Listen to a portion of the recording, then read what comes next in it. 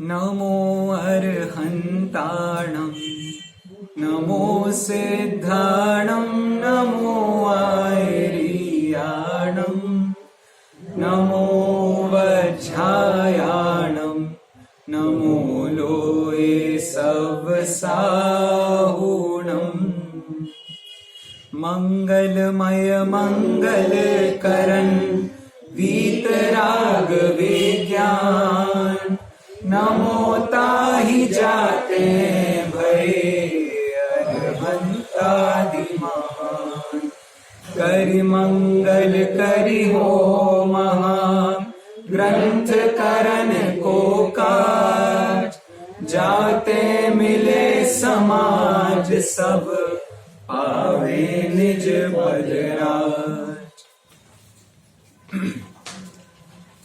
आज हम कषाय नाम के पाठ पर चर्चा करने वाले हैं। बाल बोध पाठमाला भाग 2 पाठ 3।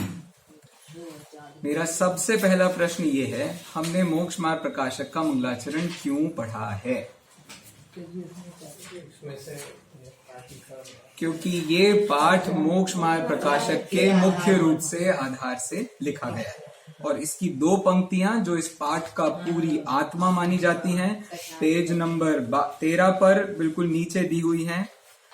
मिथ्यात्व के कारण पर पदार्थ या तो इष्ट या अनुकूल या अनिष्ट मालूम पड़ते हैं। मुख्यतया इसी कारण कषायें उत्पन्न होती हैं। ये इष्टनिष्ट कल्पना नाम से टोडरमल जी ने एक टॉपिक लिखा है, उसके आधार पर ये वाक्य लिखा हुआ है। लेकिन इसके नीचे का वाक्य, और ये दीदी चौथे अधिकार में है, ये जो नहीं ऊपर वाला जो वाक्य पढ़ा है अपन ने अभी, ये मोक्ष मार्ग प्रकाशक के चौथे अधिकार में इष्ट अनिष्ट की मिथ्या कल्पना नाम से टॉपिक है। वो टॉपिक है मिथ्या चारित्र के अंतर्गत। ठीक है, नीचे वाला जो सेंटेंस है, जब तत्व ज्ञान के अभ्यास से पदार्थ न तो अनुकूल ही मालूम हो और न प्रतिकूल, तब मुख्यतया कषायें भी उत्पन्न न होंगी। कहां से लिया है बड़े पापा? ये मोक्ष मार्ग प्रकाशक के 7वें अधिकार से लिया है। 7वें अधिकार के बिल्कुल अंत में उन्होंने तत्वाभ्यास की महिमा, ये एक हेडिंग तो नहीं है, लेकिन उस पूरे प्रकरण में उन्होंने तत्वाभ्यास की महिमा का बहुत बहुत उल्लेख किया है। उनके कहने का अभिप्राय इतना सा था, यदि आपको मिथ्यात्व का नाश करना है, स्थूल नहीं सूक्ष्म भी, तो उसका अंतिम उपाय तत्वाभ्यास है। वो पूरा जो 7वां अधिकार है, 7वें अधिकार का नाम किसी को पता है? हाथ उठा के 7वें अधिकार का नाम बताइए सर। जैन मिथ्या दृष्टि का, जैन मिथ्या दृष्टि का विवेचन स्वरूप चलेगा। जैन मिथ्या दृष्टियों का विवेचन, यही उसका नाम है, बिल्कुल सही। तो उसमें उन्होंने जैन मिथ्या दृष्टियों के बारे में बताते हुए ये कहा कि जीव का स्थूल मिथ्यात्व तो चला जाता है, लेकिन सूक्ष्म मिथ्यात्व का अंश भी बुरा है। अब उसका उपाय करने के लिए उन्होंने सम्यक दर्शन, सम्यक ज्ञान, सम्यक चारित्र, इन सब को कहाँ बताया? इन सब को उन्होंने पहले निश्चयाभासी की भूल बताई, व्यवहाराभासी की भूल बताई, उभयाभासी की भूल बताई। उभयाभासी की भूल बताते हुए सम्यक दर्शन, सम्यक ज्ञान, सम्यक चारित्र, इन सब का अन्यथा रूप समझाया और उसके बाद टॉपिक लिखा है 5 लब्धि। और इन सारे टॉपिक्स का उपसंहार किया है तत्वाभ्यास से। तो जितने लोगों ने मोक्ष मार्ग प्रकाशक पढ़ा हो वो ये बात समझ सकते हैं कि जो भी जैन मिथ्या दृष्टि हैं, उनका मिथ्यात्व सिर्फ एक कारण से सबसे ज्यादा प्रबल रूप से उनकी जान खा रहा है। वो क्या है? वो तत्वाभ्यास में रुचि नहीं लेते हैं। तत्वाभ्यास का मतलब क्लास में आना नहीं आने से उसका कोई लेना देना नहीं है। उसका लेना देना ये है कि आप 4 लाइन भी पढ़ो तो उस पर विचार करते हो कि नहीं। बस इतनी सी बात लिखिए भैया। तो कहने का उद्देश्य इतना सा है कि हम जो भी पढ़ें उसका हमारा रियल लाइफ एप्लीकेशन हमको ख्याल में आना चाहिए। यही बात तो अपन इस आधार से अष्ट पाहुड़ के नाम से इस आधार से समझने की कोशिश करते हैं कि जितनी शक्ति हो उतना करना चाहिए और बाकी की श्रद्धा रखनी चाहिए। ये इसी आधार पर कही गई बात है। यदि आपका दर्शन मोह नहीं छूटा है तब भी यही उपाय है। क्या? भैया अभी परिस्थिति ठीक नहीं है, अपन धीरे धीरे करके इस पर विचार करेंगे तो अपने आप इस पर काम हो सकता है। यदि आप मांसाहारी भी हो तो भी तत्व विचार प्रारंभ करके आप अपने आप एक सदाचारमयी जीवन चालू करके सम्यक दर्शन की प्राप्ति कर सकते हैं।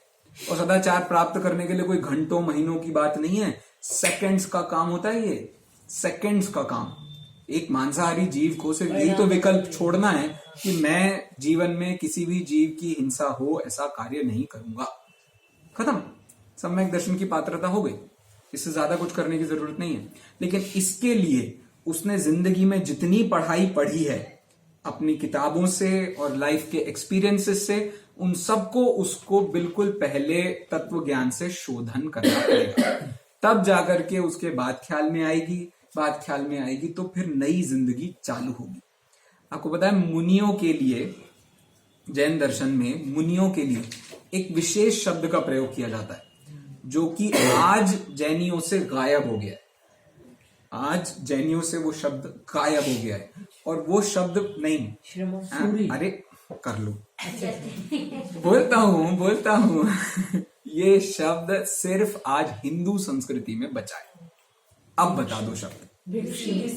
नहीं, वैसे ब्राह्मण शब्द भी है लेकिन नहीं, मैं जिस शब्द के बारे में बात कर रहा हूं नहीं, ये शब्द संस्कृत साहित्य यदि किसी ने पढ़ा होगा ना तो वही शायद बता सकता है, नहीं तो मुश्किल है। मतलब आपने डे टू डे लाइफ में हिंदुओं में भी ये शब्द नहीं सुना होगा। इसे कहते हैं द्विज। भाई साहब को तो पता है, द्विज कहते हैं। द्विज मतलब द्विज, दूसरा जिसका जन्म हुआ है। तो मुनिराजों को द्विजन्मा कहते हैं। द्विजन्मा बिल्कुल नया जन्म हुआ है। और जनरली उनके वार्तालापों में भी पता है ऐसी बात होती है कि तुम्हारे पिछले जन्म में ये तुम्हारे माता पिता थे। ये बात ऐसी भी उनके वार्तालापों में मिलती है। जो उनके आपको प्रायश्चित शास्त्र आदि पढ़ें तो आपको वहां भी ये पढ़ने को मिल जाएगा कि तुम्हारे पिछले जन्म के माता पिता अब एक्सपायर हो गए हैं, तो उनका उसके लिए सूतक माना जाता है थोड़े समय का। फिर उसके अरे मतलब जानकारी हो जाए तो उसके संबंध में एक विकल्प के आचार्य देख करके उसके आधार पर उनके सूतक का निर्णय करते हैं। कभी कभी विकल्प बन जाता है ना, उसमें क्या बात है। तो उस दृष्टि अभी अपने 7 पीढ़ियों के सूतक गिनाए जाते हैं तो ये तो कितनी छोटी सी बात मैं रख रहा हूँ। और ये हमारी माता जी की पीएचडी है, उसको पढ़ा जाए तो उसमें आपको और मिल जाएगा इसके संबंध में विचार करने के। तो चलिए ये यहाँ तक अपनी बात हुई। एक मुझे अभी जानकारी दी गई कि एक विषय अपना पुराना रह गया है, मैं उसके बारे में पहले बात कर लेता हूँ। विषय कौन सा था? विषय था श्वेतांबरों ने काल को द्रव्य क्यों नहीं माना। क्या प्रश्न था? श्वेतांबरों ने काल को द्रव्य क्यों नहीं माना। तो इसका सीधा सा जवाब ये है, उन्होंने व्यवहार काल को तो काल माना है, निश्चय काल को काल नहीं माना है। ये तो सीधा सा जवाब, मतलब एक लाइन का जवाब है। अब थोड़ा एक्सप्लेन करता हूं मैं। देखो ऐसा है हम भी ये बात मानते ही हैं कि हर द्रव्य स्वतंत्र है। मानते हैं हर द्रव्य की अपनी सीमा स्वतंत्र है। तो हर द्रव्य के अपने द्रव्य गुण पर्याय भी स्वतंत्र होंगे। अब बताओ, आपके पर्याय के परिणमन के लिए आपको किसी की जरूरत है? मतलब आपके ही अंदर होनी है वो पर्याय, तो आपको किसी और की, अच्छा चलो ऐसे बोलता हूं, आपके गुणों को किसी की जरूरत है? आपके गुणों को किसी के भी निमित्त की जरूरत है? नहीं। और द्रव्य गुण पर्याय इनकी अपनी मैत्री होती है। बिना गुण के पर्याय नहीं होती, बिना द्रव्य के पर्याय नहीं होती, और पर्याय के बिना कोई द्रव्य गुण नहीं होता।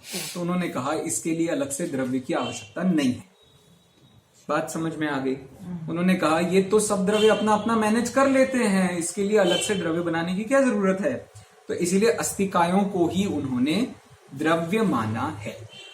ठीक है, अस्तिकायों को ही उन्होंने द्रव्य माना है और इस आधार से उनकी सारी मान्यता तैयार हुई। नहीं तो वो रत्नों की राशि के समान वो मानते हैं उसको नहीं मानते है ना। वो निश्चय द्रव्य काल को मानते ही नहीं है। ये निश्चय काल मतलब द्रव्य काल, जो द्रव्यपना काल का है उसको निश्चय काल कहते हैं। व्यवहार काल को कहते हैं घड़ी घंटा दिन, ये उपचार काल है। व्यवहार काल भी जो एक समय की पर्याय है ना, उसको भी व्यवहार काल ही कहते हैं। जनरली अपन पढ़ाते हैं तो निश्चय काल मतलब एक समय की पर्याय कहते हैं, और व्यवहार काल का मतलब ज्यादा समय की, ऐसा नहीं है। अच्छा अच्छा। निश्चय व्यवहार का प्रयोग द्रव्य और भाव से है। अपन द्रव्य भाव का प्रयोग करते हैं नहीं करते हैं? द्रव्य में अपन पुद्गल कर्म को बताते हैं, मतलब निमित्त वाले को बताते हैं, और भाव में अपन स्वद्रव्य को बताते हैं। तो ऐसे ही उन्होंने उसको यहां भी प्रयोग किया। तो द्रव्य का मतलब हो गया निश्चय और भाव का मतलब हो गया व्यवहार। इस दृष्टि से निश्चय काल तो द्रव्य को कहते हैं, वो जो पुद्गल द्रव्य है। ये मैं किसके हिसाब से बोल रहा हूं? तो प्रवचन सार की गाथा 144 उस दिन यही बताई थी ना। प्रवचन सार गाथा नंबर 144 के हिसाब से निश्चय काल व्यवहार काल की बता रहा हूं मैं बात। और दूसरा मैंने इसको अभी पंचास्तिकाय में भी पढ़ा, पंचास्तिकाय गाथा 101 102, उसमें भी उन्होंने द्रव्य काल और व्यवहार काल, निश्चय काल का प्रयोग किया है कुंद कुंदाचार्य ने अपने शब्दों में। लेकिन टीकाकार ने उसमें द्रव्य और भाव ऐसा प्रयोग किया है। कहने का मतलब ये कि जो एक एक समय की पर्याय हो रही है वो हमारे द्रव्य में हो रही है, तो वो बन गया भाव, और जो अन्य द्रव्य से हो रहा है उसको बोलते हैं हम अन्य को द्रव्य बोलते हैं। तो इसको ही उन्होंने निश्चय व्यवहार में घटा दिया। तो निश्चय हो गया वो द्रव्य वाला और व्यवहार हो गया भाव वाला। जो रत्नों की राशि के समान जो काल द्रव्य है उसके निमित्त से ये घड़ी घंटा होते हैं क्या? उसके निमित्त से हर एक समय की पर्याय होती है। उस हर एक समय की पर्याय को जब आप छोटे छोटे हिस्सों में आवली आदि के माध्यम से विभाजित करो तो उसको व्यवहार काल कहते हैं। यानी वो ही परिणमन करता तो उसका परिणमन ही ये कहलाता है।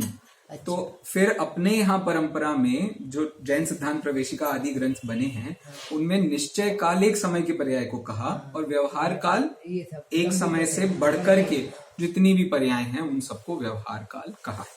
क्षमा चाहता हूँ, विषय मैंने बहुत कठिन चुन लिया था, इसलिए उसको अभी मैंने एक्सप्लेन किया है। आशा करता हूँ आपको समझ आ गया होगा। नहीं तो अपन दोबारा इस पर अभी पढ़ना है ही। पंचास्तिकाय का भी उतना सेक्शन अपने कोर्स में है और प्रवचन सार का भी उतना सेक्शन अपने कोर्स में। काल द्रव्य को अपन वो कहेंगे ना निश्चय काल द्रव्य। हाँ, वही तो कह रहा हूँ, काल द्रव्य निश्चय है और अपने अंदर जो प्रति समय की पर्याय है वो व्यवहार है, ये मैं बोल रहा हूँ। उसी को भाव काल कहते हैं, उसी को व्यवहार काल कहते हैं। यस, यही मेरे कहने का मतलब था। जनरली हम निश्चय व्यवहार की जब परिभाषाएं बनाते हैं तो बात बदल जाती है। यहाँ बिल्कुल बदल गई है, क्योंकि द्रव्य 6 द्रव्यों में द्रव्य निश्चय है और उसके अंदर आपने भेद किया तो वो व्यवहार है। अरे बात समझ में आती है, थोड़ी कठिन है लेकिन समय की जो पर्याय स्वद्रव्य में है उसको भाव काल या व्यवहार काल कहते हैं। एक समय की पर्याय प्लस आप उसके आगे जो भी बनाना चाहें वो सब। दूसरी परिभाषा मतलब जो प्रत्येक समय की पर्याय के परिणमन में निमित्तभूत काल द्रव्य है उसे द्रव्य काल या निश्चय काल कहते हैं। पंचास्तिकाय गाथा 101 102 समझाणु काय। ठीक है, थोड़ा सा विषय डिफिकल्ट हुआ मैं मान सकता हूँ, लेकिन मैं आपको बहुत धन्यवाद देता हूँ कि आपने दोबारा पूछ लिया। मेरी माता जी भी पूछने वाली थी लेकिन मैंने मन की बात पढ़ ली। आजकल मैं वो भी हो रहा हूँ ना, क्या बोलते हैं, निमित्त ज्ञानी। ठीक है, चले तो यहाँ तक अपनी ये पुरानी बात हुई। फिर आपने एक और प्रश्न क्या पूछा था? हाँ, पाप और कषाय में क्या संबंध होता है, ये इन्होंने प्रश्न पूछा था। कल भी मैंने आपको इसका हिंट दिया था। कल क्या हिंट दिया था? जो नैगम और संग्रह नय से कषाय पाहुड़ में कषाय का स्वरूप बताया है वो ही पाप है। अब और कठिन हो गया, मतलब सरल करने की जगह पे विषय और कठिन हो गया।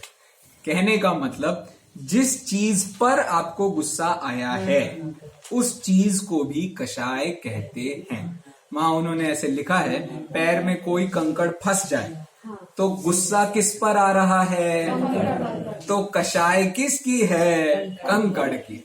बात समझ में आई?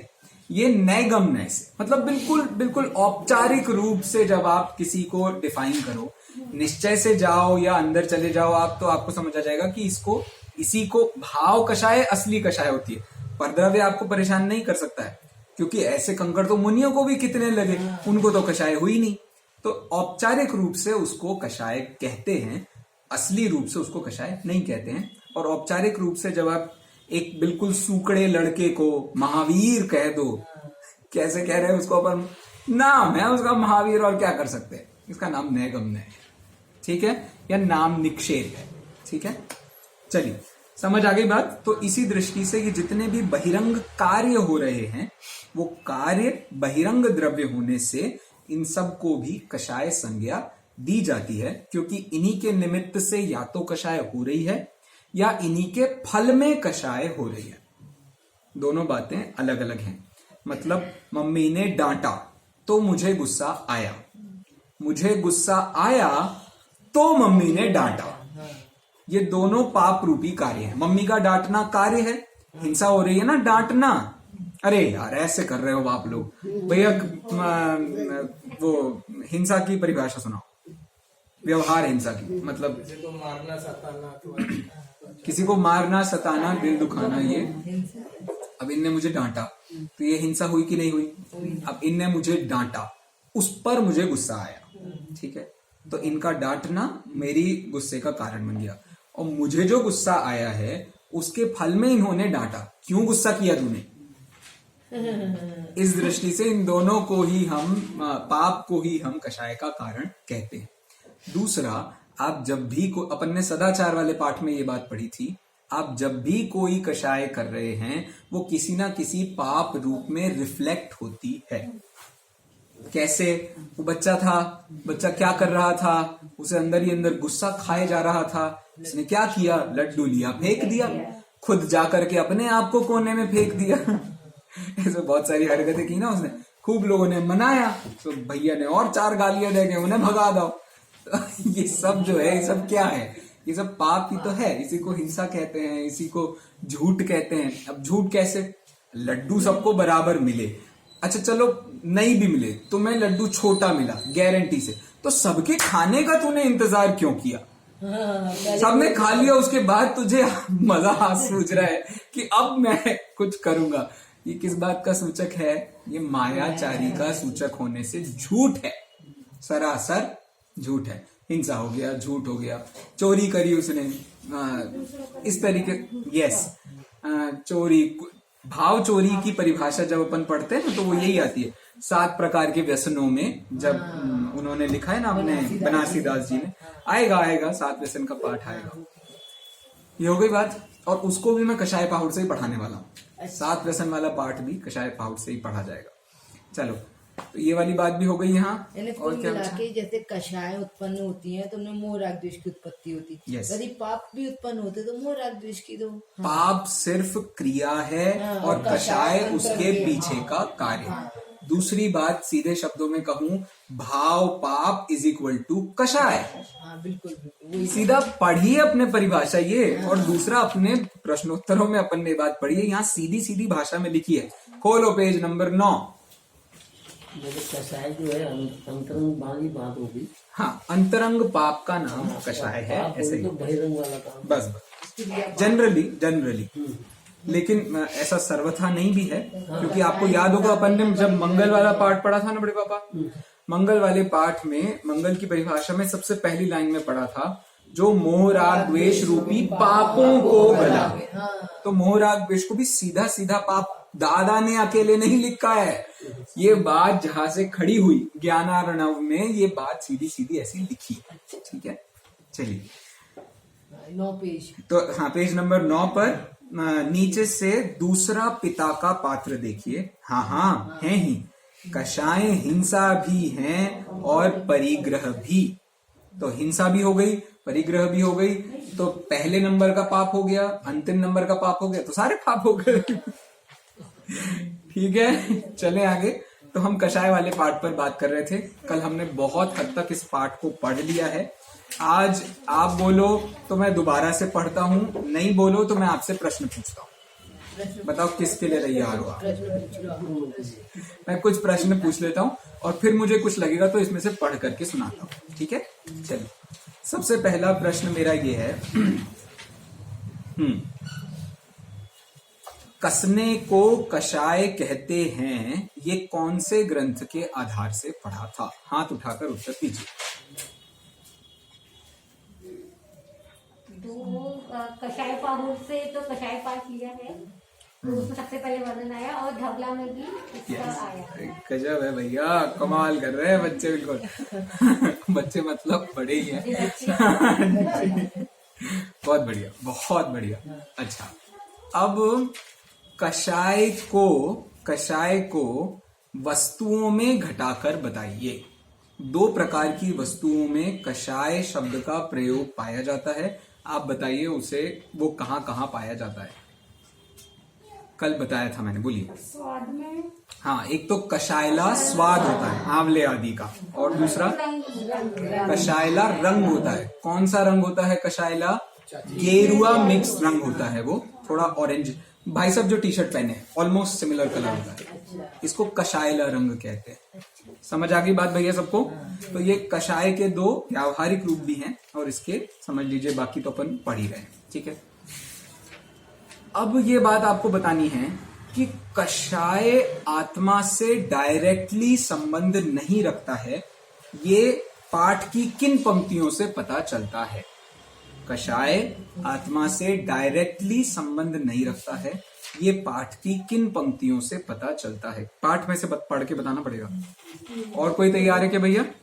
आप निशा जी, आप थी ना कल? बताओ तो यार, ऐसे क्या कर रही हो? हैं? नहीं, बोलिए माता जी। ये विभाव पढ़िए ना, लाइन पढ़िए ना, उस बहाने हमारा उत्तर पाठ का पोर्शन पढ़ लिया। जैसा आत्मा का स्वभाव जानना देखना है, वैसा आत्मा का स्वभाव क्रोध आदि करना नहीं। कषाय तो उसका व्यभाव है, स्वभाव नहीं। बहुत बढ़िया, बहुत बहुत बढ़िया। अब ट्रिकी क्वेश्चन, ये डायरेक्टली किस ग्रंथ में लिखा है? बिल्कुल, धवला की आधार है। 5वीं पुस्तक में। क्या बात है, क्या बात, बहुत बढ़िया, बहुत बहुत बढ़िया।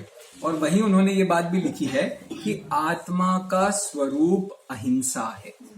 आत्मा का स्वरूप अहिंसा है, और अहिंसा आत्मा का स्वभाव है। तो जो भी इसके बाहर है वो सब कुछ विभाव है, ऐसा वो वहां इसको ऐसा भी कहते हैं, ठीक है। और इस कषाय के माध्यम से आत्म स्वरूप की हिंसा होती है।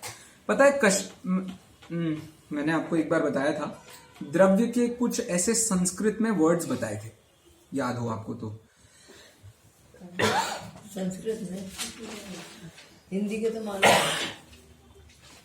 द्रव्य के कुछ ऐसे संस्कृत में शब्द बताए थे जिसमें ऐसे ती वगैरह लगता है, ऐसे बताया था। द्रव्यती कोई वर्ड नहीं होता है, जो द्रव्यती, द्रवती। बहुत बढ़िया, द्रवती। एक और एक बताया था, और मतलब 3 और बताए थे। गच्छ, अरे गजब, गच्छति, बहुत बढ़िया। और एक बताया था ज्ञायते, जो जानता है, जिसमें जानने की मतलब जनवाने की योग्यता है, वो भी द्रव्य कहलाता है, क्योंकि प्रमेय नाम का गुण होता है उसमें, प्रमेयत्व नाम का गुण होता है। चलिए, यहां तक बात हो गई, ठीक है। मैं क्या कह रहा था? मैं ये कह रहा था, ऐसे ही कषाय, अरे सुनो, कषाय के 2 ऐसे व्युत्पत्ति शब्द हैं। पहला है कषयति, और दूसरा हिंसति। ये इसका दूसरा ही नाम है। कषाय और हिंसा बिल्कुल एक दूसरे के पर्यायवाची नाम हैं। ऐसा कम से कम मैं 3 ग्रंथों से के आधार से कह सकता हूँ। तो बताओ, कषाय और पाप में कोई डिफरेंस हुआ? खत्म कहानी। आइए, स्वागत है आपका। चेयर हो तो देखिए, आइए। तो कषाय, तो कषयति हिंसति, कषयति हिंसति इति वा कषायः, ठीक है। तो जो कसता है या हिंसा करता है उसको कषाय कहते हैं। सबको बात पल्ले पड़ गई? तो इसका मतलब कषाय नाम का पाठ और पाप नाम का पाठ, 2 पाठ दादा को नहीं लिखने चाहिए। बच्चों को द्रव्य कषाय भी पढ़ाना था कि नहीं पढ़ाना था? उसको द्रव्य पाप के आधार से पढ़ा दिया है, और यहाँ भाव जो अंदर में गलत कर रहे हैं उसको बताने के लिए कषाय पाठ मुख्य रूप से बताया जा रहा है। और फिर ये भी तो बताना था कि ये जो अंतरंग में चल रहा है, जिसको हम कषाय कह रहे हैं, इसको मिटाएंगे कैसे? इसको मिटाने का उपाय मैंने मोक्ष मार्ग प्रकाशक के आधार से किस वस्तु को बताया, किस चीज से ये कषायें नष्ट हो सकती हैं चाची? अरे यार, कषायें किस, आप आ गई थी क्या जब मैंने तत्वार्थ ये मोक्ष मार्ग प्रकाशक का नाम लिया था? नहीं, चलो किसी और से। तत्व ज्ञान से, वहां 7वें अध्याय में उन्होंने जैन मिथ्या दृष्टियों से वर्णन चालू किया और समापन किया तत्व पर। तो तत्व ज्ञान होगा, तत्व ज्ञान की ये महिमा है, तत्व ज्ञान का ये सौंदर्य है कि उससे आपके सारे इष्ट अनिष्ट की मान्यता, जो पदार्थों में अपनेपन की इच्छा, वो सब नष्ट हो सकती है। ये शक्ति सिर्फ और सिर्फ तत्व ज्ञान में ही है। और इस बात को इतनी प्रबलता से कहने वाला सबसे पहला ग्रंथ कौन सा था? तत्व ज्ञान में वो शक्ति है जो मोह का नाश कर सकती है। ये प्रश्न सबके लिए है। ये सबसे पहले कौन से ग्रंथ में लिखा था? कुंद शतक में। अरे यार, हाथ उठा करके जवाब देना। नहीं, ग्रंथ का नाम नहीं, कुंद शतक में आता है। हाँ, अरे किसने बोला?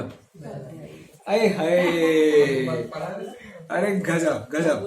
ये बात प्रवचन सार के 86 नंबर की गाथा में लिखी है, 86 नंबर की गाथा में। हाँ, वहां उन्होंने स्वाध्याय को मोह के नाश का दूसरा अवान्तर उपाय बताया है। और इसी कारण टोडरमल जी की इतनी हिम्मत है मतलब इसी कारण उनको इतना बल मिला कि वो तत्व ज्ञान पर बहुत वजन डाल रहे हैं। बहुत वजन मतलब अपार वजन डाल रहे हैं। तो अभी जो भी तत्व ज्ञान चल रहा है अभी इस क्लासरूम में, सुन लो हिंदी में अच्छे से। मेरा हो रहा है रिवीजन, आपका हो रहा है अवग्रह। इससे ना आपका कल्याण हो रहा है ना मेरा हो रहा है। बात समझ में आ रही है? वो तो हम सब सिर्फ अपने समय का सदुपयोग कर रहे हैं। और तत्व ज्ञान को मतलब स्वाध्याय को बड़े पापा जय धबला में तत्व ज्ञान को संक्रमण आदि करने से बड़े बड़े कर्मों को नाश करने का कारण माना है। तत्व ज्ञान को स्वाध्याय करने को बड़े बड़े कर्मों का नाश करने का कारण माना है। अभी सम्यक दर्शन का कारण नहीं कह रहा हूं मैं सिर्फ कर्म नाश, निर्जरा का कारण कह रहा हूं। बहुत बड़े बड़े कर्मों का नाश करने के लिए इसको ऐसा माना गया है।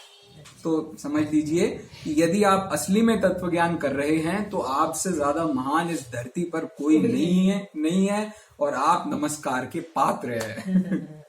ठीक है, चले आगे। यहां तक अपनी बात हुई, अब आगे बढ़ता हूं मैं।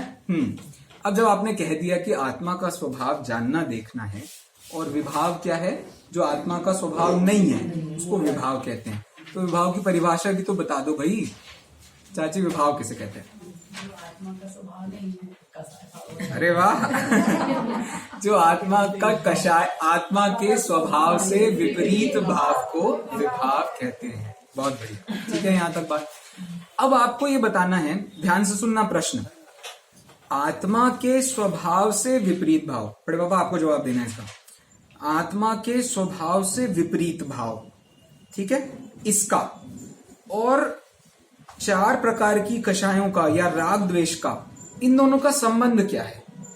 कैसे आप इन दोनों को कनेक्ट करोगे? इन दोनों के बीच की कड़ी बताना है आपको। विभाव और राग द्वेष, इन दोनों के बीच की कड़ी क्या है? विभाव मैंने क्या बताया, दादा ने 35 साल पहले लिख दिया था। कषाय, फिर से बोलता हूं, कषाय और विभाव, इन दोनों के, ये तो पक्की बात है कि ज्ञान दर्शन आत्मा का स्वभाव है और इसके अलावा जो भी है वो आत्मा का विभाव, ये बात तो पक्की हो गई। लेकिन राग द्वेष या कषाय ये विभाव है, ये पक्का कैसे होगा? इसके बीच की कड़ी मैं जानना चाहता हूं। हाथ उठाइए, हाथ उठाइए। हैं? Please, why not? जैसे आत्मा का स्वभाव है क्षमा, उसका विपरीत क्रोध, तो विपरीत स्वभाव के विपरीत ट्रैक बिल्कुल सही है। बस हम दादा के शब्दों को ढूंढ रहे हैं, कोई दिक्कत नहीं है। बोलिए भैया। आत्मा का स्वभाव है आनंद। आत्मा का स्वभाव है आनंद और क्रोध मान माया लोभ आपके आनंद को छीनते हैं। इसको प्रत्यक्ष को किसी भी और प्रमाण की आवश्यकता नहीं होती है। इस हिसाब से ये सब क्रोध मान माया लोभ विभाव है। ख्याल में आ गई बात? ये छोटे छोटे से बच्चों को इतनी बड़ी बड़ी बातें दादा ने पढ़ा दी है। मतलब इसका आश्चर्य बहुत बड़ा आश्चर्य है। पहले पढ़ा ना तो समझ में नहीं आया, मतलब- पढ़ा है ना समझ में आया। कोई नहीं, हम पूछते ही ऐसे हैं उसमें क्या बात है, वो कोई बात नहीं। ठीक है, चलो अब इसके बाद आपको अमृत चंद्राचार्य के हिसाब से ये बताना है राग किसे कहते हैं और द्वेष किसे कहते हैं। अच्छा, पुरुष वर्ग में से ये प्रश्न है, फिर से बोलो भैया। बाई नहीं आई थी। हाँ, लेकिन भाई जवाब दे देंगे, हमें भरोसा है। समय सार की 49वीं गाथा की टीका की पहली लाइन दूसरी लाइन में से ये परिभाषा है। राग और द्वेष किसे कहते हैं? अरे आप ऐसे ही बता दो, राग और द्वेष किसे कहते हैं? किसी को भला मान करके जानना और चाहना, तो राग कहते बस। हैं, और किसी को द्वेष हो करके दूर करना, बस इतना ही। वो चाहना, प्रीति भाव, वहां इतने ही शब्दों में लिखा है, प्रीति भावः रागः, अब प्रीति भावः द्वेषः, बस इतना ही बात बहुत है। ठीक है, राग द्वेष भी आपके ख्याल में आ गया। किसी को भला जान करके अपने पास रखना, जैसे इतने लोग आ रहे हैं, आए हाय रख लो और आ जाओ, और जिसने कहा अरे ये क्लास में कोई दम नहीं है, अपन कुछ और करेंगे, भाग दो इसको यहाँ से, तो ये राग द्वेष का समझ लीजिए हिसाब किताब बिठाने का काम ये करवाया। ठीक है, बहुत सुंदर। तो अब बंदे को ये जिज्ञासा हो गई कि आपने राग द्वेष भी बता दिया, लेकिन हमको थोड़ा सा ना जानना है ये कषायें होती क्या हैं, कषायें कैसे होती हैं। तो उन्होंने इसका बहुत अच्छा समाधान किया है। मैं निवेदन करता हूँ सीमा चाची से, इसको पढ़िए 12 नंबर के पेज पे ऊपर प्रबोध। दिन रात तो कसाय करते हो और यह भी नहीं जानते कि वह क्या वस्तु है। कसाय राग द्वेष का ही दूसरा नाम है। जो आत्मा को कसे अर्थात दुख दे उसे ही कसाय कहते हैं। एक तरह से आत्मा में उत्पन्न होने वाला विकार राग द्वेष ही कसाय है, अथवा जिससे संसार की प्राप्ति हो वही कसाय है। बहुत सुंदर। उन्होंने 3 अलग अलग पर्सपेक्टिव से कषाय एक्सप्लेन करी। पहला तो जो अभी राग द्वेष बताए थे तुम लोगों को, मतलब सुबोध को जो राग द्वेष बताए थे वो राग द्वेषी कषाय हैं, पहली बात। दूसरा, जो आत्मा को कसे अर्थात दुख दे उसे कषाय कहते हैं। और तीसरी बात क्या बताई दीदी? नहीं, वो तो एक ही बात हो गई ना।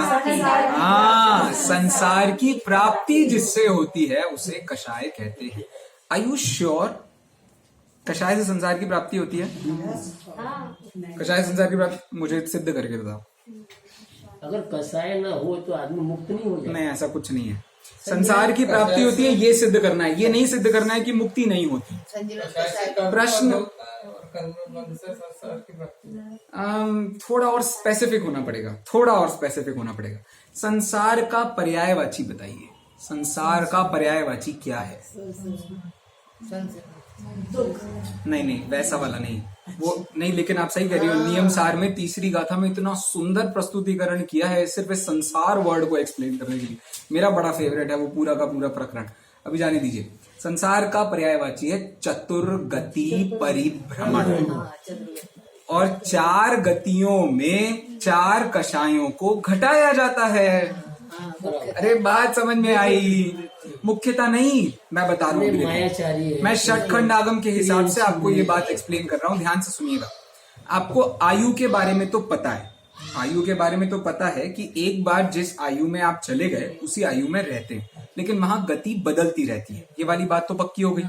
लेकिन आप जिस भी गति में गए हैं उस गति के पहले अंतर मुहूर्त में जो भी कषाय होती है उस कषाय के आधार से उस गति की परिभाषा बनाई जाती है। तत्वार्थ सूत्र में जो 4 गतियों में 4 कषाय घटाई गई हैं। देव गति कौन सी कषाय से प्राप्त होती है? जल्दी, लोभ। तिर्यंश गति कैसे प्राप्त होती है? मायाचारी। मनुष्य गति कैसे प्राप्त होती है? अरे मान। और देवी जी नरक है ना, एक ही बचा था। वहां धवला जी में उन्होंने ये उत्तर ऐसा दिया है कि पहले अंतर मुहूर्त में मनुष्य गति में गए तो वहां मान ही होता है। पहले अंतर मुहूर्त में मान कषाय ही होती है। ऐसे ही माया तिर्यंच गति में गए हैं तो पहले अंतर मुहूर्त में, इसके बाद तो गति बदल जाएगी तो उनका भाव भी बदल जाएगा। अरे बात समझ में आती है? अभी मनुष्य गति में है हम, मनुष्य गति में है कि मनुष्य आयु में है? मनुष्य आयु कर्म के आधार से हम मनुष्य आयु में हैं। ठीक है, मनुष्य गति कब होगी? ये जब आप अल्प आरंभ अल्प परिग्रह के भाव रखोगे। नहीं तो मनुष्य जैसे उसको कहेंगे कि जहाँ से अपन चल करके आए इस गति में तो गति का मैं कह रहा हूँ गति का जब अपन ने पाठ पढ़ा था तब मैंने आपको बहुत सारे रेफरेंस देकर के सिर्फ एक ही बात सिद्ध की थी। कौन सी बात सिद्ध करी थी? गति कहते हैं आपके उस जगह पर होने वाले क्या नहीं, आपके नहीं, वो वर्ड चाहिए मेरे को गति के लिए जो मैंने शब्द का प्रयोग किया था क्लास में। अवस्था तो अवस्था विशेष को गति कहते हैं, वो तो हो गई नहीं। हरकतें, जो मनुष्य गति की हरकतें मनुष्य गति के लायक होती। कौन सी मनुष्य गति की हरकतें? अल्पारंभ अल्प परिग्रह की हरकतें। अब यदि तुमने एक घर से दूसरे घर का विचार कर लिया है ना, इसको अल्पारंभ अल्प परिग्रह नहीं कहते हैं। जब तक तुम्हारे घर की पॉपुलेशन उतनी नहीं हो गई है दूसरे घर लायक तब तक दूसरे घर का कोई सेंस नहीं है। तुम तो एक घर अच्छा था, उसमें सब रह रहे थे, अब सबको अलग अलग करके अलग अलग घर चाहिए। इसका नाम अल्पारंभ अल्प परिग्रह नहीं है, इसका नाम मनुष्य गति नहीं है। अरे बात समझ में आ रही है? इसीलिए तब बहुत जगहों से मैंने रेफरेंस देके आपको बताया था, गति का असली मतलब होता है हरकतें। जैसी आपकी हरकतें, जैसे आपकी प्रवृत्तियां हैं, उसको उस जगह की गति कहते हैं।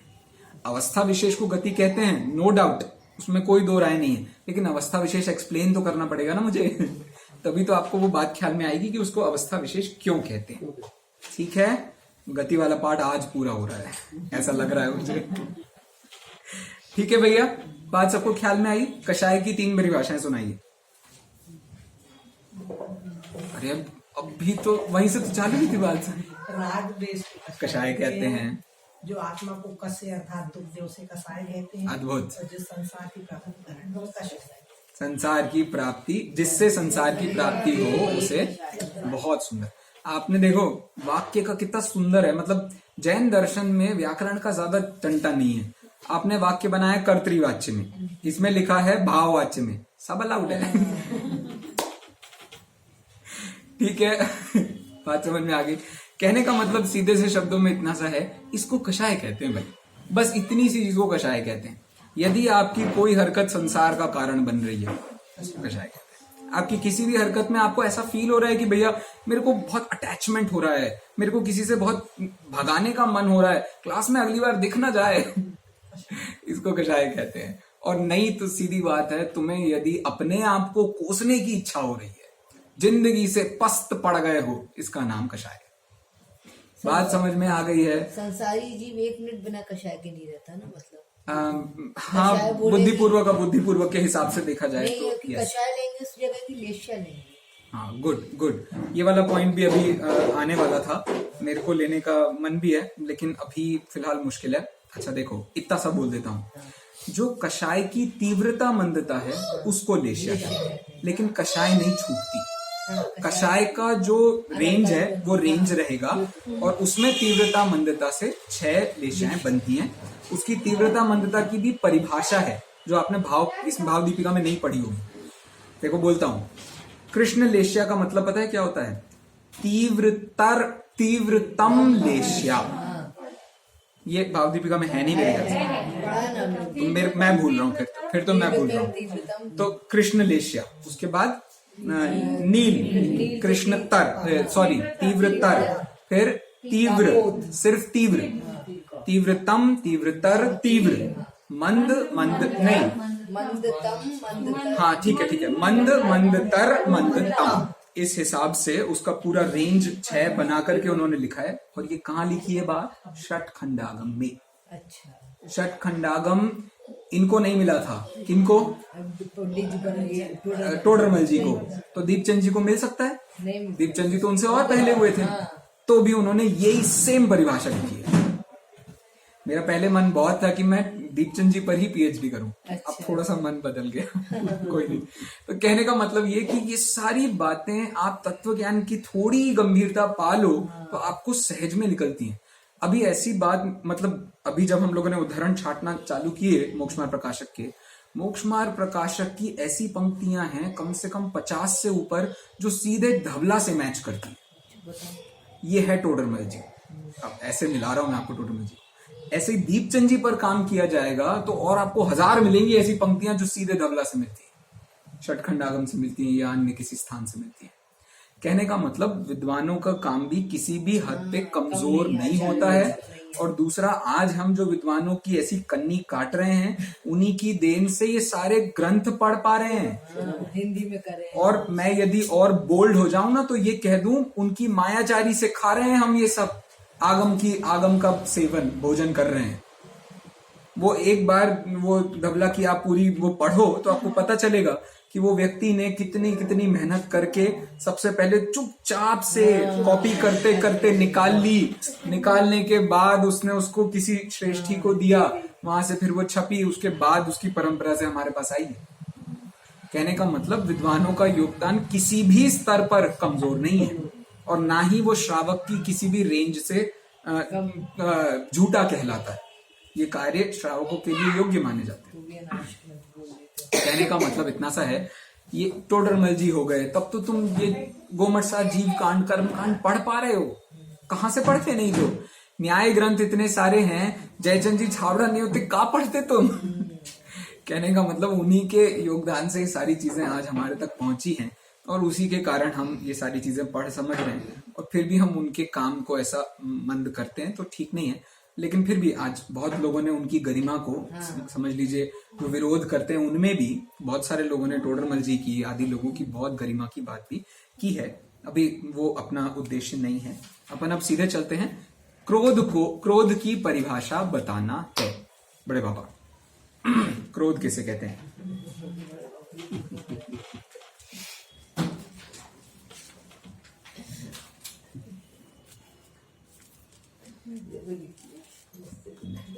क्रोध किसे कहते हैं? पर्यायवाची नाम हो गया। हाँ तो वही है, वही जो गुस्सा करते हैं, क्रोधा बोलो या गुस्सा बोलो, बच्चों को समझा रहे हैं। वही तो मैं कह रहा हूँ। जो गुस्सा करते हैं उसे क्रोध कहते हैं। ये जो पर्यायवाची बना है ना, ये निरुक्ति कहलाती है। निरुक्ति अभी अपन व्याकरण पढ़ नहीं रहे हैं, पढ़ेंगे व्याकरण तब मैं आपको बताऊंगा। निरुक्ति में, व्युत्पत्ति में, परिभाषा में, लक्षण में, इन सब में डिफरेंस होता है। क्या मतलब हुआ? क्रुध्यति इति क्रोधः, गुस्सा करने की क्रिया को क्रोध कहते हैं। ये परिभाषा नहीं है उसकी, ये उसकी निरुक्ति है। निरुक्ति पहले जो श्वेतांबर अपना जितना आगम है, उन्होंने सबसे पहले निरुक्तियां लिखी। निरुक्तियों के बाद में उनके यहाँ पर आगम लिखे गए, फिर चूर्णियां लिखी गई हैं, फिर उसके बाद में ये सब अध्ययन आदि के आधार पर बाकी चीजों को भी लिखा गया। जो आर्जव मार्दव धर्म की जो रिजियती है, ये इसी को निरुक्ति कहते हैं। इसी को निरुक्ति रिजोर भाव, हाँ, रिजोर भावम आर्जवम, मृदोर भावम मार्दवम। ठीक है। तो क्रुध्यति इति क्रोधः, जो गुस्सा करे उसको क्रोध कहते हैं। गुस्सा करने की क्रिया को क्रोध कहते हैं। ठीक है भैया, चलो तो ये बढ़िया परिभाषा हो गई। इसके आगे का एक बार पढ़ते हैं। सुबोध। निरुक्ति मतलब जो वर्ड से डायरेक्टली पैदा होता है उसको निरुक्ति कहते हैं, और जो एक वर्ड के इंटेंशन ओरिएंटेड होता है उसको व्युत्पत्ति कहते हैं। मैं क्लास के बाद बताता हूं, अभी नहीं। कौन है भैया? भैया आप सुबोध का पात्र पढ़िए, और चाची आप प्रबोध का पात्र पढ़िए। थोड़ा जल्दी करना पड़ेगा। यह मान क्या है? इसके ऊपर वाले से ले लेते हैं। तो हमें यह क्रोध आता है क्यों? बोलिए। प्रबोध। हमें यह क्रोध आता ही क्यों? तो हमें यह क्रोध आता ही क्यों है? तुम्हारी इन्हें बड़ा आप उत्तर दीजिए। अच्छा, मुख्यतया जब हम ऐसा मानते हैं कि इसने मेरा बुरा किया तो आत्मा में क्रोध पैदा होता है। बहुत बढ़िया। इसी प्रकार जब हम यह मान लेते हैं कि दुनिया की वस्तुएं मेरी हैं, मैं इनका स्वामी हूँ, तो मान हो जाता है। देखिए अब ये जो मान की परिभाषा बनी है ना दीदी, मान की परिभाषा जो बनी है ये है व्युत्पत्ति। डिफरेंस बाद में बताऊंगा, ठीक है। क्या बोला उन्होंने? दुनिया की वस्तुएं मेरी हैं, मैं इनका स्वामी हूं। दुनिया की वस्तुएं मेरी हैं और मैं इनका स्वामी हूं, इन दोनों वाक्यों में कोई अंतर है या एक ही वाक्य है? एक ही वाक्य है, मेरी है ना। दुनिया की वस्तुएं मेरी हैं और मैं इनका स्वामी हूं, इन दोनों वाक्यों में कोई अंतर है कि नहीं है? अच्छा मैं चेंज करता हूं सेंटेंस। ये दुनिया की वस्तुएं मेरी हैं और मैं दुनिया का हूं, इन दोनों वाक्यों में कुछ अंतर है? यहां जो मान बनाया है वो अहम से बना है, तो अहंकार का दूसरा नाम होता है मान। तो वस्तुओं में अहम करने को मान कहते हैं। बात समझ में आ गई? मान का पर्यायवाची क्या है? अहंकार। अहंकार दो शब्दों से बना है, अहम करोति इति अहंकारः। अहम करना किसमें? दुनिया की वस्तुएं में। स्वरूप में अहम कर लेता तो तेरे से बड़ा महान व्यक्ति कोई नहीं होता, लेकिन चूंकि हम दुख की बात कर रहे हैं ना, विभाव की बात कर रहे हैं, तो उस दृष्टि से दुनिया की वस्तुओं में ये मेरी है ऐसा मानना, इसको कहते हैं मैं इनका स्वामी हूं ऐसा मानना, इसको कहते हैं हम अहम। ठीक है, इन दोनों सेंटेंस में क्या डिफरेंस? कोई डिफरेंस नहीं। ये मैं इनका स्वामी हूं, इसका मतलब ही यही है कि मैं इनको अपना मानता हूं, तो वस्तुएं मेरी हो गई हैं, तो ये वस्तुएं मेरी हैं। वाक्य में डिफरेंस सिर्फ इतना हुआ, एक में वस्तुओं को सब्जेक्ट बनाया था और एक में मैं को सब्जेक्ट बनाया था। है डिफरेंस है, मान गया मैं, डिफरेंस है, बिल्कुल डिफरेंस है। एक में वस्तुएं, ये वस्तुएं मेरी हैं, और दूसरे में क्या कहा? मैं इन वस्तुओं का हूं। ये बात कहाँ लिखी है? अरे गजब, अब गाथा और बता दो तो बिल्कुल आज तो हम आपको टांग देंगे। क्या करेंगे? टांग देंगे, मतलब सिर पर चढ़ा लेंगे, करेंगे, ऐसा बोलो। वो एक ही बात है। उसमें है ना वो, गाथा नंबर 20, 21 और 22। उसके बाद एक अहमेदम मेदम अहम, अहमेदस सत्किमम एदम आदि। भविष्य में, ठीक है। तो ये वस्तुएं मेरी हैं और मैं इनका स्वामी हूं। मेरी का मतलब हुआ ममत्व चाची, और मैं इनका स्वामी हूं का मतलब हुआ एकत्व। एकत्व ममत्व के कारण से सारी मान पैदा होता है। ठीक है, तो ये भी लिख सकते हो आप, एकत्व ममत्व का कारण मान है। मान, ठीक है, चलिए आगे बढ़ते हैं। यह मान क्या है? घमंड को ही मान कहते हैं। अरे हाय, लोग कहते हैं कि यह बहुत घमंडी है, इसे अपने धन और ताकत का बहुत घमंड है। रुपया पैसा शरीर आदि बाह्य पदार्थ टिकने वाले तो हैं नहीं, हम व्यर्थ ही घमंड करते हैं। वाह, बहुत सुंदर लॉजिक उन्होंने सीधा इतना सा दिया कि तुम किस पर अपने घमंड को रखे हुए हो। मैंने कल भी उदाहरण दिया था, आप घमंड मतलब मान आपका था, आपका मतलब स्वयं की आत्मा का मान आपका था, आपने अपने घमंड को किसी दूसरी चीज पर लाद दिया। अब वो चीज यदि बढ़ रही है तो आपका मान भी बढ़ रहा है। दुनिया में ऐसे ही होता है, एक से दूसरा बन गया बंगला तो इंडस्ट्री भी एक से दूसरी हो गई है, तो वहां भी बढ़ गया, ज्यादा लोग सलाम ठोकने वाले हो गए ना, तो मान बढ़ गया। और ऐसे ही वो चीज यदि कम हो गई तो आपका मान भी कम हो जाता है, आपको दीनता पैदा होने लगती है, आपको संसार में मेरा कोई व्यर्थ हूं मैं, तो मेरे जीने का कोई मतलब ही नहीं है। फिर तो आपको पता है क्या क्या होता है, डिप्रेशन और ड्रग्स और पता नहीं क्या क्या। समझ आ गई बात? तो ये घमंड, हमने अपना मान, जिसको हम स्वाभिमान भी कहते हैं, वो हमने दूसरी वस्तुओं में रख दिया। मेरे पिता में मैंने पिता में अपना स्वाभिमान रख दिया, तो मैं पूरी जिंदगी पिता के मान के पोषण के लिए जी रहा हूं। कौन सी समझदारी का काम किया भाई तूने?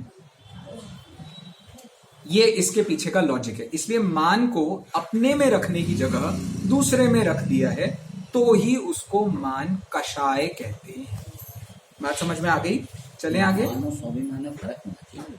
मान और स्वाभिमान में फर्क सिर्फ इतना हो सकता है कि आप अध्यात्म में लो तो स्वाभिमान अच्छा है, वरना स्वाभिमान अच्छा नहीं है। स्वाभिमान किस पर किया? आपके शरीर पर किया, कब तक टिकने वाला है? आपने परिवार पर किया, कब तक टिकने वाला है? कितनी देर की आयु किसकी होती है, क्या होने वाला होता है, हमें नहीं पता। तो जनरल टर्म्स में स्वाभिमान और अभिमान में अंतर किया जाता है। जनरल टर्म्स में कैसा अंतर किया जाता है? अभिमान का मतलब होता है अपनी शेखी बघारना, मतलब आपको जो चीज है ही नहीं तुम्हारे पास उस पर मान करना, इसे कहते हैं घमंड। अब जो चीज आपके पास है उसमें आप घमंड कर रहे हो, इसको आप बताओ कषाय नहीं कहोगे? जो चीज है मतलब अरे हमारे पापा आईएएस हैं, अब बताओ इस पर मैंने, हाँ ये इसमें स्वाभिमान कहाँ आया? स्वाभिमान जनरली स्वाभिमान किसको कहते हैं? स्वाभिमान मतलब आपके पास में जो एबिलिटी, जैसे मैं सोल्जर हूं, मैं यदि एक सैनिक हूं तो मुझे उसका गर्व है कि मैं सैनिक हूं, उसका स्वाभिमान है कि मैं सैनिक हूं, तो ये एक इसको स्वाभिमान कहते हैं जनरली। सैनिक नीति से चल रहा है, वो भी इसका स्वाभिमान। हाँ, वही मेरे कहने का वही मतलब है कि इन सब चीजों के आधार पर हम स्वाभिमान कहते हैं। तो अब इस चक्कर में होता है आप अपना स्वाभिमान फिर लोगों को मारने में बनाने लगते हो। जो जितने ज्यादा मरे उतना बड़ा सोल्जर, जिसकी बड़ी रैंक वो उतना बड़ा सोल्जर। किस में रख दिया तुमने अपने मान को? तो अभिमान, बस सीधा लॉजिक। आपके पास वो एबिलिटी हो, या अब ऐश्वर्या राय यदि रूप पर मद करे तो उससे ज्यादा पगला कौन होगा बताओ? उसे खुद नहीं पता है। उसकी तो कई बार बातें भी ऐसी सुन लेते हैं, है क्या इसमें, ऐसा भी सुना है मैंने उसको खुद बोलते हुए। मतलब कहने का मतलब ये है कि आपको पता नहीं है इनकी सबकी वास्तविकता कितने दिन तक टिकती है, ये सबको पता है। अब जैसे पता है वो समझदार है, जैसे नहीं पता है अब भटके रहो। तो एक जगह का नहीं है तो कहीं और का होगा, कहीं और का नहीं है तो कहीं और का होगा। कहने का मतलब मैं दूसरा जो मान है वही कैटेगरी स्वाभिमान की है। हाँ बिल्कुल, स्वाभिमान में सिर्फ वो स्वाभिमान अच्छा है जिसमें स्व है। स्व नाम आत्मा, आत्मा मतलब अपने द्रव्य गुण पर्याय में रहना, इसी का नाम स्वाभिमान है। स्वाभिमान यदि आपको किसी भी अपेक्षा से सच्चा मानना है तो वो यही है। और सच्ची में जो वस्तु अपनी है उस पर अभिमान करना यस यस यस। जो स्व है ही नहीं उसमें आप औपचारिक रूप से नहीं व्यवहार नए से, तो ये भी स्वाभिमान है। व्यवहार नए से, हाँ नहीं मान लिया मैंने सब सही है, तो तुम्हें व्यवहार के ही आधार पर सम्यक दर्शन चाहिए, ले लो, हमको तकलीफ नहीं है। जी लेना तुमको जितनी आसानी से जीना है, जो नाम देना है दे लो, हमको कोई तकलीफ नहीं है। लेकिन क्या उसको सम्यक दर्शन कह सकते हैं जिसने बंध को ही नहीं रोका? वो काहे का सम्यक दर्शन बताओ। ठीक है, समय और बहुत हो रहा है, मैं निवेदन करूंगा थोड़ा जल्दी चलें। कुछ लोग छल कपट बहुत करते हैं। हाँ भाई, वह भी तो कषाय है, उसे ही तो माया कहते हैं मायाचारी मरकर पशु होते हैं। मायाचारी जीव के मन में कुछ और होता है, वह कहता कुछ और है, वो करता उससे भी अलग है। छल कपट लोभी जीवों को बहुत होता है ना। ये सरल पॉइंट है मेरे ख्याल से छल कपट का, लेकिन इसकी भी रेंज है। सदाचार में भी बहुत सारे छल कपट अच्छे माने जाते हैं। सदाचार की श्रेणी पर बहुत सारे छल कपट अच्छे माने, जैसे बच्चा छोटा है, वो उसको अब कड़वी दवाई नहीं पसंद आ रही है, माँ जबरदस्ती पिला रही है, उसको अच्छा ही माना जाता है। लेकिन अब तुम सोचो कि तुम कैसे पिला रही थी, इसी के लिए तो हमारे यहाँ ये आलोचना पाठ तैयार हुए हैं। इसी की दृष्टि से प्रत्याख्यान प्रतिक्रमण बने। लेकिन वो माँ जो पिला रही है उसको तो उसके भले के लिए पिला रही है। ये तो कह रहा हूं, तुमने अपनी कषाय का क्या किया तुम वो सोचो। पॉइंट ये है नहीं किसका भला हो रहा है, हर व्यक्ति अपना ही भला कर सकता है कि नहीं कर सकता, ये बात पक्की है कि नहीं है। तो तुम अपना देख लो, तुम्हारा हो जाए तो फिर तुम दुनिया भर का हिसाब लगाना, और दुनिया भर का हिसाब लगाने का नाम मोक्ष होगा क्या? वो तो इससे निपटने का नाम ही मोक्ष हो सकता है। मोक्ष बेटे की सेवा करने का नाम यदि मोक्ष, यदि अच्छा काम है तो फिर आपको अंतिम समय तक करना पड़ेगा हर प्रकार से। और फिर बच्चे क्या करते हैं आपको पता नहीं है, मेरी माँ से पूछो। यार पंडित जी साहब टारगेट करते हैं, आप भी करते हैं, ऐसा मत करो। नहीं, देखो ऐसी बात है, मेरे को तो ये पता है कि मैं कितने पानी में हूँ, तो मेरे को मेरी कषाय तो पता है। अब मेरी आलोचना का स्थान भी तो होना चाहिए कोई, मैंने इसे बना लिया है। कोई नहीं। तो छल कपट के श्रेणियां हैं, जैसा कि आपको पता ही है कि माया 4 प्रकार की श्रेणियों में होती है। कौन कौन सी 4? अनंतानुबंधी, अप्रत्याख्यानावरण, प्रत्याख्यान। तो इसमें अनंतानुबंधी को सबसे बुरा कहा जाता है, और आप लोग जिसकी बात कर रहे हैं वो अनंतानुबंधी के अभाव वाली ही है। लेकिन क्या अनंतानुबंधी की अभाव वाली कषाय भी कषाय नहीं कहलाएगी? बस इतनी सी बात मैं कहना चाह रहा हूँ। मेरा ये उद्देश्य है ही नहीं कि आप सदाचार खो के मायाचार को अपना ले, ये मेरा कोई उद्देश्य नहीं है। आप जबरदस्ती करो अपने बच्चे तक, लेकिन तब तक ही करो जब तक कि वो ना टूट जाए। ठीक है, बात समझ में आ रही है? तो कम से कम इतना आपको ख्याल में आ जाएगा, और आप उसकी ग्लानि आपको भाव ख्याल में आना चाहिए कि आप जबरदस्ती कर रहे हो, भले ही आप भले के लिए कर रहे हो, तो ऑटोमेटिकली मोक्ष का द्वार खुलता है। बात समझ में? इसी का नाम तत्व ज्ञान है, इसी का नाम आज्ञा विचय है, इसी का नाम अपाय विचय है, इसी का नाम संस्थान विचय है। संस्थान विचय में चाची आत्मा के संस्थान को भी संस्थान विचय कहा है, सिर्फ लोक के संस्थान को नहीं कहा। आत्मा के प्रदेशों का विचार करना, अच्छा, ये भी संस्थान विचय। अभी तक तो लोग ही बताओ, अभी और दिखाऊंगा मैं आपको। चलें आगे, चलिए। लोक कषाय के बारे में भी कुछ बताइए। यह बहुत खतरनाक कषाय है। इसे तो पाप का बाप कहा जाता है। कोई चीज देखी कि यह मुझे मिल जाए, लोभी सदा यही सोचता रहता है। सबसे पहले समझ लीजिए, जीवन में आपको जिसका मद छूटता है वो लोभ है। आपको मान का मद नहीं छूटता, क्रोध का मद भी नहीं छूटता। ऐसा लगता है क्रोध ठीक है, किया तो किया, सही, सामने वाले के भले के लिए तो किया। या समझ लो आप मायाचारी का भी छूटता नहीं है जल्दी, अच्छे के लिए कर रहे हैं। लेकिन लोभ का मद बहुत जल्दी टूटता है। कैसे टूटता है? आपने कोई अच्छा काम स्टार्ट किया था, 4 आदमी से ज्यादा बढ़े ही नहीं, तुम्हारे लोभ का मद इतने जल्दी छूटता है कि मैं क्या बताऊं। ये बात इस दृष्टि से कषाय पाहुड़ में भी उन्होंने उल्लेख किया है। क्या उल्लेख किया उन्होंने? ऋजु सूत्र नय से सिर्फ क्रोध ही कषाय है, बाकी की कषाय नहीं है। ऋजु सूत्र नय से, क्योंकि आपकी जिंदगी खराब करने वाला क्रोध है। मनोविज्ञान बैठा है इसमें, बहुत गहरा मनोविज्ञान। आपकी जिंदगी खराब करने वाला क्रोध है। मान उतनी जिंदगी नहीं खराब कर सकता, मायाचारी उतनी जिंदगी नहीं खराब कर सकती, लोभ नहीं उतनी जिंदगी खराब कर सकता जितना क्रोध खराब करता है। क्रोध के कारण आप दुनिया के बड़े बड़े काम कर सकते हो, लेकिन क्रोध के ही कारण आपकी जिंदगी सारी खराब हो सकती है। समझ में आ रही है? ये क्रोध ही है जो भूत चढ़ाता है लोगों के अंदर। आपने सुना होगा कि भूत वगैरह की क्रियाएं होती हैं, व्यक्ति अपनी शक्ति से तिगुना चौगुना काम कर लेता है। ये तो आज कॉमन साइंस ने प्रूव कर दिया, इसको एड्रेनलिन रश कहते हैं। आपकी बॉडी में इतना ज्यादा अमाउंट का एड्रेनलिन पैदा होता है जिससे आपकी शक्ति से चौगुनी शक्ति का काम आप कर जाते हो। महिलाएं, भारतीय महिलाएं जो गांव में रहती हैं, इसका डेली यूज करती हैं, पानी ले जाने के लिए, किसी और काम के लिए। इसीलिए पूरे विश्व भर की सबसे ज्यादा ताकतवर महिलाएं भारत में पाई जाती हैं। वो तो ये ओलंपिक्स चालू हो गए और बाकी के देशों को ओलंपिक्स की दौड़ जल्दी समझ में आ गई, तो इस चक्कर में उनके लोग ज्यादा बलशाली होते हैं और उनको उस तरीके की ट्रेनिंग दी जाती है। मांस खिलाया जाता है, अंडे खिलाए जाते हैं, शक्ति वर्धन के लिए प्रोटीन्स खिलाए जाते हैं। हमारे यहाँ उसकी इतनी जागरूकता नहीं है, लेकिन एवरेज से देखा जाए वैसे ही पॉपुलेशन इतनी है हमारे यहाँ। लेकिन समझ लो भैया, 4 ही हैं। वो एक आध बच्चे भी हैं, 1.5-2 मान लो आप।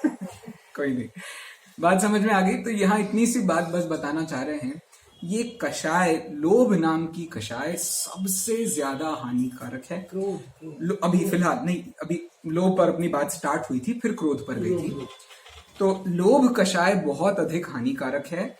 प्रॉब्लम क्योंकि लोभ में ये नहीं है कि उसका जल्दी भंग होता है, प्रॉब्लम ये है कि लोभ हम हर दूसरी चीज से बना देते हैं।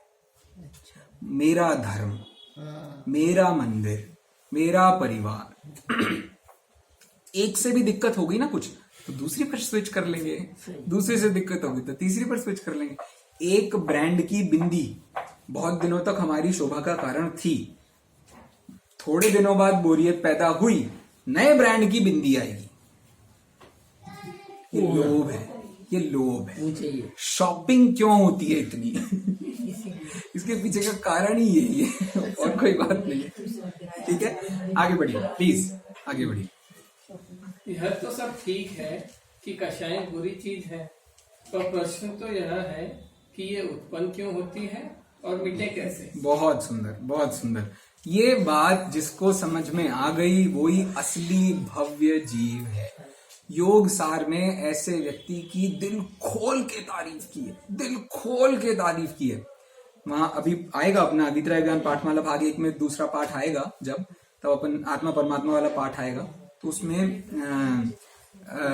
क्या है 2 पात्र, योगेंदु देव और दूसरा प्रभाकर भट्ट की मतलब इतनी तारीफ लिखी है आचार्य देव ने, तुमसे बड़ा महान व्यक्ति, तुम्हारे जैसे लोगों के ही ऐसे प्रश्न उठते, इतनी तारीफ करी है उन्होंने मूल में परमात्मा प्रकाश में, हाँ सॉरी योग सार में नहीं, परमात्मा प्रकाश में इतनी बढ़िया तारीफ करी है। और यही तारीफ मेरे को करने का मन कर रहा है, क्योंकि ये कषाय मिटाने की बात करे वो व्यक्ति कितना महान होगा, आप ये सोचिए। ठीक है, चलो कषाय मिटाओ भैया। मिथ्यात्व उल्टी मान्यता के कारण पर पदार्थ, नहीं, इसको ऐसे पढ़े, यदि ब्रैकेट भी आपको पढ़ना है तो उसको थोड़े से अलग स्टाइल से पढ़ना पड़ेगा। मिथ्यात्व यानी उल्टी मान्यता के कारण पर पदार्थ या तो इष्ट यानी अनुकूल या अनिष्ट यानी प्रतिकूल मालूम पड़ते हैं। मुख्यतया इसी कारण कषाय उत्पन्न होती हैं। स्टॉप। कषाय क्यों उत्पन्न होती है? पर पदार्थों से। पक्की बात है? उल्टी मान्यता से, पर पदार्थों से नहीं, हाँ। उसको तो हमने अच्छा मानना है बुरा मानना पर है। पदार्थ वो उसके माध्यम हैं पहचान के। पर पदार्थ नहीं होंगे तो इष्ट अनिष्ट की मान्यता भी नहीं होगी, ये बात पक्की है। लेकिन पर पदार्थों के कारण इष्ट अनिष्ट की मान्यता नहीं है, इष्ट अनिष्ट की मान्यता के कारण पर पदार्थों में मजा है, पर पदार्थों के प्रति मोह राग द्वेष का कार्य हो रहा है। इसलिए पर पदार्थों में इष्ट अनिष्ट की मान्यता करने पर कषायें पैदा होती हैं। सीधी सी बात अपन पहले ही पढ़ चुके हैं, राग मतलब होता है प्रीति, प्रीति मतलब इष्ट, द्वेष मतलब अप्रीति, अप्रीति मतलब अनिष्ट। तो इष्ट अनिष्ट की मान्यता इज इक्वल टू राग द्वेष, इज इक्वल टू इष्ट अनिष्ट की मान्यता ऑन व्हाट? इष्ट अनिष्ट की कल्पना आपने किस में की? पर पदार्थों में। तो परिभाषा बन गई, पर पदार्थों में इष्ट अनिष्ट की कल्पना करने का नाम। लेकिन कौन कराता है इस कषाय को? कौन कठपुतली की तरह चलाता है?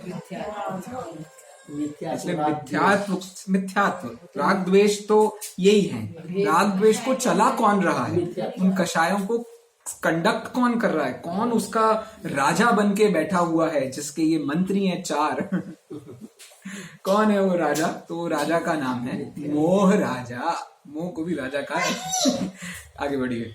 जब तत्व ज्ञान के अभ्यास में पर पदार्थ ना तो अनुकूल ही मालूम हो और ना प्रतिकूल, तब मुख्यतया कषाय भी उत्पन्न ना होगी। बहुत सुंदर। तो तत्व ज्ञान का ही एकमात्र बल है। मैं बहुत पहले से आपको बताता आ रहा हूँ, मिथ्यात्व का नाश करने में जब तत्व ज्ञान कह दिया तो राग द्वेष तो छोटे मोटे आदमी है। आपने राजा का विध्वंस कर दिया, मंत्री कहाँ भगते फिरेंगे?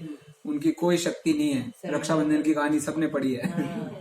उनको कहीं और जाकर के कहीं और किसी और राजा को परेशान करना पड़ता है, उसको अपने वश में लाना पड़ता है, फिर वो खुद राजा बन जाते हैं। कोई नहीं। कहने का मतलब उल्टी मान्यता के कारण पर पदार्थ इष्ट अनिष्ट भाषित होते हैं, इसी से के कारण कषायें पैदा होती हैं। और इन सब को तोड़ने का फर्स्ट स्टेप क्या है? लास्ट स्टेप क्या है? लास्ट स्टेप तो है सम्यक दर्शन, सम्यक ज्ञान, सम्यक चारित्र। फर्स्ट स्टेप क्या है? तो तत्व ज्ञान। इसीलिए मोहनाश का पहला स्टेप है सम्यक दर्शन और दूसरा स्टेप है तत्व ज्ञान। मोहनाश का पहला स्टेप है सम्यक दर्शन, मतलब पहला स्टेप इन द सेंस मोहनाश करना हो तो किससे होगा? मोहनाश किससे होगा? तो सम्यक दर्शन का ही नाम मोह का अभाव है। लेकिन ये होगा कैसे? तो उसको हम पहचानते कैसे हैं? तो उसका दूसरा उपाय है तत्व ज्ञान। दूसरा उपाय वहां तत्व ज्ञान है, लेकिन यहाँ हम जब कषायों के आधार पर बात कर रहे हैं तो पहला स्टेप क्या है? तो पहला स्टेप है तत्व ज्ञान। क्या होगा उससे? मोह का नाश। तो बस ऐसी बात है। यहां से गए थे, अब यहां से गए हैं। आना जाना ही बदला है, बाकी उसमें कोई डिफरेंस नहीं हुआ है। अच्छा, तो हमें तत्वज्ञान प्राप्त करने का अभ्यास करना चाहिए, उसी से कषाय मिटेंगी। अरे वाह, क्या बात है सुबोध, पाठ के अंत में तुम तो बिल्कुल समझदार हो गए हो। हाँ हाँ, सच बात तो यही है। बोलो महावीर भगवान की। ठीक है। और ये जो मैंने आपको बात कही थी ना बीच में, एक एक पहले अंतर मुहूर्त में जो कषाय होती है उसके कारण उसको वो गति नाम दिया जाता है। ये बात जीव तत्व प्रदीपिका में लिखी है। जीव तत्व प्रदीपिका कौन से ग्रंथ की टीका है? ये जीव तत्व प्रदीपिका